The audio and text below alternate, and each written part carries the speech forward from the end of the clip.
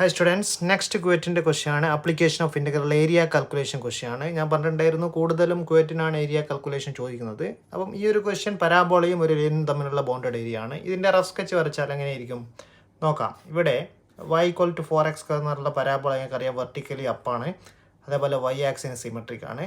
ഇത് y = 4 എന്ന് പറയുന്ന ഹൊറിസോണ്ടൽ ലൈനും ഇവിടെയുണ്ട്, ഇതേപോലെ y = 4x². അപ്പോൾ ഇവിടെ നിങ്ങളോട് ചോദിച്ചിരിക്കുന്ന bounded area, this is the total bounded area. Shade ചെയ്തിരിക്കുന്ന പാർട്ടാണ് ടോട്ടൽ ബോണ്ട് ഏരിയ. അത് കാണാൻ നിങ്ങൾ ഫസ്റ്റ് ക്വാഡ്രൻറ്റിൽ ഉണ്ടാക്കുന്ന ബൗണ്ടഡ് ഏരിയനെ 2 ചെയ്താൽ മതി, കാരണം ഇത് സിമെട്രിക് ആണ് കർവ്. സോ ഏരിയ റൈറ്റ് സൈഡിലുള്ള ലെഫ്റ്റ് സൈഡിൽ സെയിം ആയിരിക്കും. സോ ഇൻറ്റു 2 ചെയ്യാം. ഈ 1 ഷെയ്ഡഡ് ഏരിയ റീജിയൻ എങ്ങനെ കാണാം? നിങ്ങൾക്ക് ഇവിടെ ഒരു വെർട്ടിക്കൽ ലൈൻ വരക്കാം. അതായത് ഇവിടം വരെയാണ് ഈ ഏരിയ പോകുന്നത് കേട്ടോ.